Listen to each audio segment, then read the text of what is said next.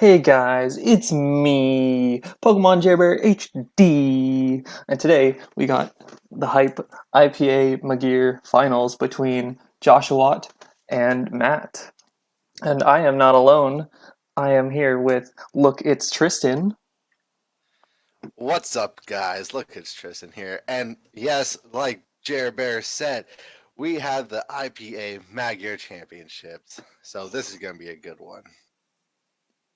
We got an interesting matchup here. We have Matt was the best team in the regular season. Oh, he won his division not that easily, thanks to Alex giving a good fight. But then we have Joshua, who was actually the wild card on the other side, ripping through both division champions in his conference to get to this finals match. And that's true. And not only is this special for saying a top seed versus a bottom seed between conferences, this is actually a rematch of last season as well, where Josh the Turtwig took that win. So it'll be interesting here to see if Matt can get revenge or can Josh the Turtwig, aka Joshua, repeat his success. And at least looking here at the team matchups, any interesting notes you have from just looking at team preview? Looking at the team preview and the teams that we do have, I looked over the teams a little bit. I know that Uh, the two things that Josh was scared of going into this matchup isn't there in the case of Skarmory and Toxic Spikes, because this Nidoqueen that Matt brought does not be a little bit of a for Matt on this one, actually. Right. And so I see we even have a little bit of chatter going on there between the two participants here because I know Matt was complaining earlier that the thing that he feared the most was just the draft in general, being that he has Mega Charizard X and Celesteela, claiming them to be broken and questioning how we all in this league allowed that draft to happen. And I mean, I don't blame him because it wasn't something Josh got easily, because Josh had the very first pick of the draft. So he got Celesteela with his first pick, waited 30 more picks or so, and then he ended up with the monster that is Zardex. So I think the draft odds were definitely not in his favor, but it got back to him. He won the percentage. Other people didn't see the threats. And one thing that I especially notice is that Matt is known to love using multiple megas on a team, and he did bring both his megas in Audino and Latios. But the lead matchup is here now. We have Cryogonal and Nidoqueen. Yes, we do. And this obviously goes well for Josh over here. This is a choice scarf uh, diagonal. I don't know what Matt plans to do. I don't think that he's going to keep Nidoqueen in here. Possibly could go out into I don't know, see what goes on from there. Based off of this, though, I could see him. Audino is you're right, the very easy switch. But if he's willing, if he really wants those rocks up, he could just click it. However, since he doesn't know that it's scarfed and this could be a potential spinner, you're probably right that he wouldn't want to do that, or he might not want to even take that damage. Since looking at Nidoqueen and looking at the other team, having many slower Pokemon, I would say, and just fat in general, that Nidoqueen can help rip through that. So it might be key to keep it healthy and just make that safe switch into an odd no. So even though Josh does have the ice beam, which he does choose to use, I thought that he could have gone for a safer play, as in freeze dry. Maybe he didn't want to reveal that yet for such as a Alamomola or Keldeo.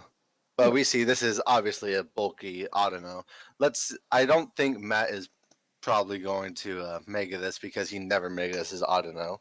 And I mean, at this point, there's no reason to Mega. I mean, he wants to keep Oh that no. Regenerator so then he can just switch past to the other Mons on his squad and maybe even just use that as a scouting mechanism. Since what theoretically what can this Cryogonal even really do? Because the Audino is packing the heal bell as well. So even, at least in my mind, I think, oh, you know, against an Audino, maybe they want to toxic me or something, but it wouldn't even matter at this point. So he can just throw up a safe wish just to scout and see what the initial response might be.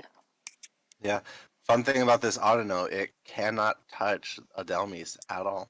That is true. Yes, with the only attacking move being frustration, it's just a free switch in. Ooh, but Ooh, we see a instead nice double here. makes the double on the incoming Hippowdon to catch it with the Nidoqueen, but we shall see now. I mean, Hippowdon is bulky, which also something to note, it is Sand Force, so we are not going to see the residual damage of sand coming into play anytime. Yeah, I don't know if this benefits anyone technically. I mean, Yeah, there's no rock type, so no one's getting any special defense anyway, and so it yeah. really makes sense to Oh, not worry about it and then just simple exchange of rocks. so we see a safe play. Both of them risked it.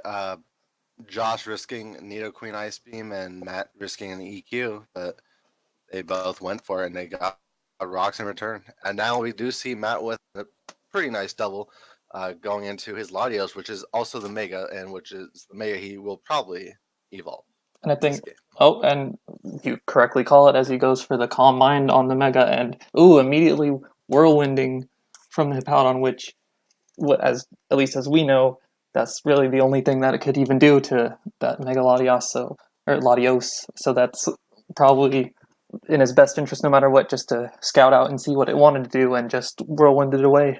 But it does get into the Keldeo, which does present some issues, but it does seem like the at least type wise Tapu Fini seems like an easy switch in. Yeah, definitely. I think that is something we can see. I don't know what else Josh would want to do here. He also has choices such as Celesteela or Delmise as well. Very true, and at least for our sake, knowing that this is choice scarfed Keldeo, it'll be interesting if he decides to stay into what move he wants to lock in, since you have the fighting immunity in Delmise, but then the electric immunity sitting right there if he goes for the hidden power electric. Oh, we see another double on Matt's part here. And just the whirlwind, just I think just scouting again with the Hippowdon, just knowing that its bulk can take most likely any one hit, and just willing to say, hey, I don't want anything setting up on me whatsoever. Like, I can respect that for sure, and at least right now, at least we know all he can do if he's going to stay in is just whirlwind again here. So it'd be interesting to see if Matt wants to just get a little bit of damage off and maybe see what's going on, or maybe just heal up, because at least rocks could start to rack up as we get on through the game. Looking at it, I think probably Josh made the wise play there. I think that he knew that Matt didn't want to risk a top Infinity or Dalmice coming in just easy like that. And So he tried to switch, but Josh just switched up and used Whirlwind as he's been doing, just trying to phase everything. but then the Megalodios, so gets that huge damage. I mean, at least to me, I say huge just because Hippowdon is so fat that even a Dragon Pulse doing like 40% seems like a lot to me. But that's, Yeah, I mean, that's the cost of his scouting right now, is that he's got to be willing to take that damage and just see, and he thankfully gets the Audino that really can't do a whole lot. And now we see that he goes into the Delmise on the Audino going for a wish, which we can only assume will switch out since it can't touch this at all. While this could be a free spin, and indeed, Josh does go for that spin as Matt heals up his Nidoqueen.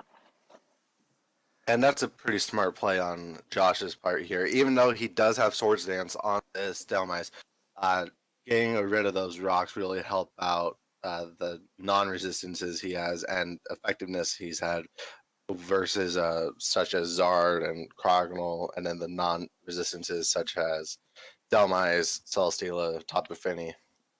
Now, I'd be interested to see if Matt prioritizes getting those rocks up again for those threatening Charizard. However, he could just attack as well since it's got a lot of power behind. And goes for the Fire Blast and Ooh, gets a lot of damage since this is an offensive Cryogonal.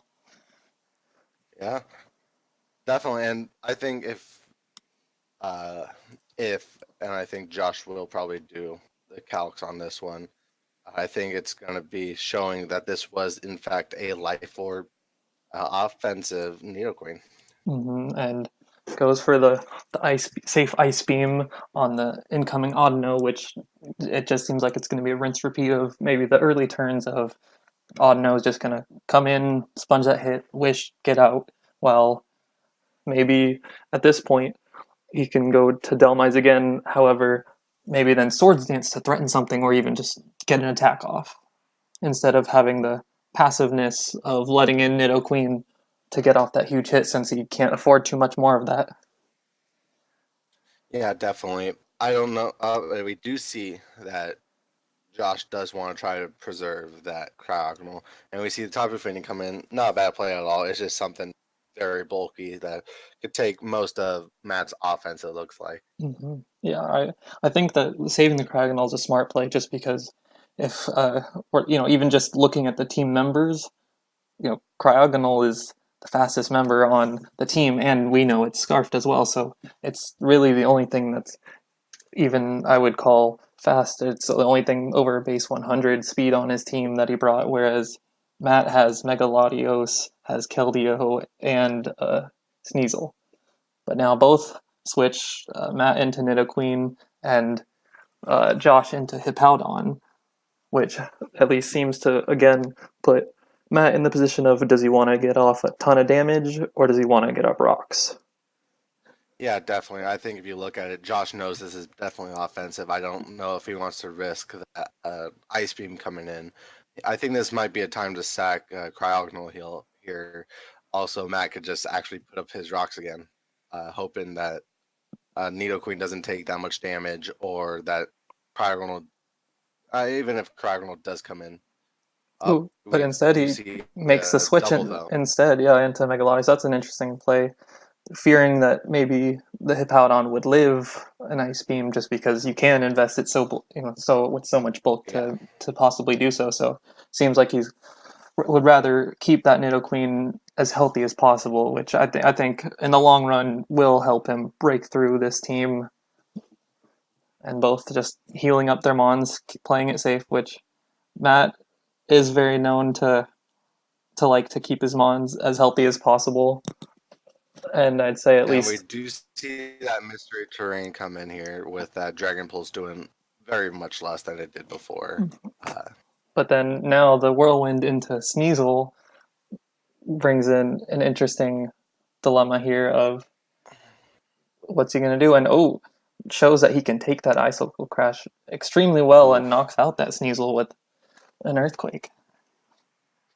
Now, with that, Matt does lose the opportunity to have something to hit Tapu Fini with because he did have Poison Z, Poison Jab.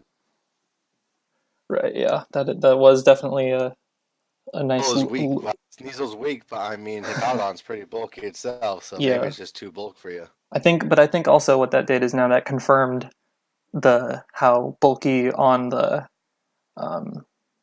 on the physical side or physical defense that the Hippowdon is. That now he has more confidence in the future with Nidoqueen saying, "Hey, if I'm in against Hippowdon, I don't need to switch anymore. I can just Ice Beam," and he does so in this turn Yeah, on the so Cryogonal sack.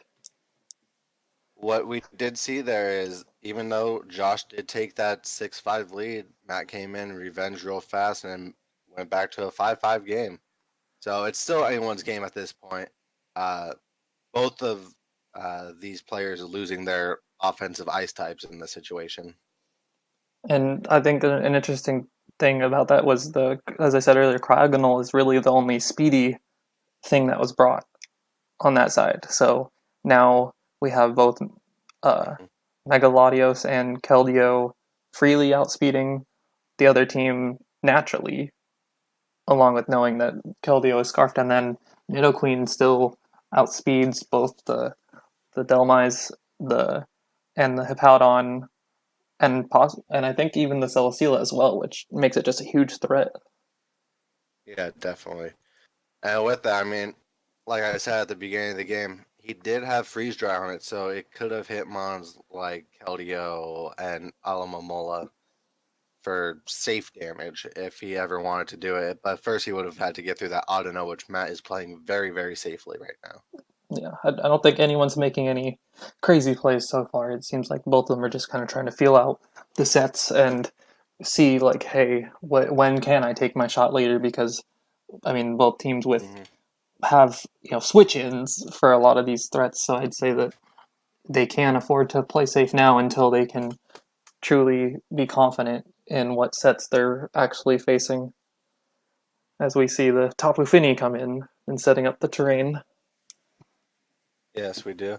And with this, I don't know if Josh just wants to try to get some chip up with serve for Nature's Madness, or if he wants to try to make sure that Latios doesn't get his boost. And we do see there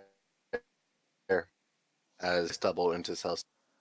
So yeah, I think instead of trying to damage and risk the possibility of just flat out dying because it doesn't seem like it would have O-code being a defensive Finny set, that instead he wanted to scout to get in the Celesteela now, and instead of dealing with this offensively, since really he doesn't have a great offensive check to Nidoqueen at this point now Not that anymore. Cryogonal's gone. Yeah, it seems like he's like, hey, I'm gonna have to switch around a bit, which although it's dangerous, I can predict for the most part what kind of move is coming in, and just live a hit, get some damage off, and then revenge it. It seems like the way that Nidoqueen's going to have to be dealt with, unfortunately for Joshua. Yeah, definitely. I think looking at this, I think Matt is actually on the upper foot here with making Josh having to make these kind of doubles and almost put in a position now where he has to hope that Matt just either chooses the wrong move or has to risk accuracy with moves such as Fire Blast on Yeah, this Celsius. Nidoqueen when it comes in, it threatens everything at this point, and I mean even at just team preview, like Nidoqueen comes in, clicks a move, does a lot of damage, which as we just see right now with a Fire Blast doing almost 70% as the Celesteela goes for Leech Seed. And so, I mean, even with the protect and the leech seed up, again, Fire Blast is going to do Yeah. enough to kill this. So it's just leech seed and switch. It seems like, oh, and instead Ooh, we just see a nice we play see here. the predicted switch to as an opportunity to get up rocks as the Hippowdon comes in. Another option was that he was possibly trying to get a predicted protect. I mean, it worked out for him either way because he ended up getting his rocks, and now Josh ended up losing his Hippowdon. Yes, very very interesting turn of events because as we saw the Hippowdon come in, it actually lives the Ice Beam, but instead of going for Earthquake, since he'd been switching out the Nidoqueen every time, he just goes for Whirlwind, and that ends up costing him the Hippowdon while not getting any more damage or possibly even knocking out that amazingly threatening Nidoqueen. Yeah, definitely. And now Uh, the Delmise comes in potentially to spin, potentially to get off damage. I think looking at it, if he's trying to keep rocks off his side of the field, so more offensive mons like the Charizard could try to clean up that. I think he might be trying to go there because he might see that Charizard is his win con, and even Celesteela could be his win con. He wants to make sure that doesn't take a 12% on switch in. Yeah, definitely needs to conserve as much health as he can on those mons, just because, as we saw, like Nidoqueen does so much damage and puts on so much pressure that I think at this point that you're probably right in that the only really the best win con is Charizard coming in and setting up and sweeping. So at 50%, I don't think it can do that against this team. It's just there's too many threatening mons that can I at think least it'll do be something. hard just in general because looking at Matt's team now, he has some pretty decent answers to Hazard. Uh, if it tries to DD, he has an Autono, which is probably the DD fodder at this point. He has the Alamomola. He has the Scarf Keldeo. So he has ways around this. Just Josh has to play his cards very carefully right now, Right, and and we see him trying to do the best he can. He actually looks on the very back foot right now, yeah, as he's just trying to get everything he can. yeah, it seems like you correctly predicted that, and he valued spinning for Charizard more so, and Celesteela and everything to more so than doing anything with the Delmies. Although it didn't have a Ghost move to hit this, I mean, it still has Heavy Slam to do a good chunk on I mean, this threatens just Grass and Steel, threatens the remaining Mons pretty heavily. So I would have been interested to see whether he wanted to try to set up Delmies or more focus on Charizard, and clearly choosing Charizard seems to be the way that Josh intends to go about this, and Matt possibly calling that or just not feeling threatened enough to switch and just instead wanting to find out more, went for that Dragon Pulse to get a ton of damage off, and now puts himself in a great position where Megalodios just probably will pick up another kill. And looking at it here, oh, I guess Matt did change his sets because. Oh no, I didn't. I just didn't see a Thunderbolt. Yeah, so he But correctly I was gonna predicts say that. the switch into Oh, Finny. I mean, yeah, he did a nice prediction right there. He did actually change his set. He did change the Toxic to the Calm Mind that we see, and I think that actually benefited him in a way. You're right. Yeah, when I did, I was gonna say Toxic was gonna get stopped by that terrain once I first saw that team, but you're right with the Calm Mind. Now it just threatens everything, and now we see the switch back into Delmies, which clearly was gonna take that T-Bolt. So I think that Matt's Yeah, just saying, hey, if he's prioritizing Charizard, so I'm gonna do all the damage I can. And now an interesting turn of events where Charizard X is finally in, but it's under Misty Terrain, so will I think that Josh is gonna try to take this opportunity and try to DD up here and go off the chance that Latios's Dragon Pulses aren't going to do too much, so that he has a chance to DD and Roost. right, which he did have to Mega for the Misty Terrain to take effect because as a flying type it wouldn't have actually taken effect, so it would do basically the same amount of damage other than bulk calculations. And he does DD and then goes for a Dragon Claw, but on that switch into Almamola, we see the Rocky Helmet, and it does pitiful damage because Almamola is just so fat. But he does take this chance to roost, and we see the liquidation from Almamola, but it doesn't do a whole lot, so it seems like this may be the setup fodder. Have the Toxic here though. But now the Toxic comes out and puts it on timer, so it's looking very, very grim for Josh at this point, where he's just fighting for his life, and then now misses the Leech Seed as Nidoqueen gets wished up. So this is really, really putting Josh so far back that I'm not sure he can recover. Mm-hmm. And I mean, at this point, we do see the 5-3 lead for Matt over here. He's right now. I think this is the best I've seen him play in a game. I think Definitely when we have. Go on. Like this Nidoqueen, I think is just like you're right. Like this Nidoqueen is allowing him to play exactly how he wants to, and you're right. It's putting him in such a good position over and over and over again that he is really playing. He's playing very well as just predicting a lot of things going on. And as I was blubbering on, we see the Nidoqueen take out the Finny while also being able to set up rocks, and Charizard X taking out the Nidoqueen, finally getting rid of that huge threat.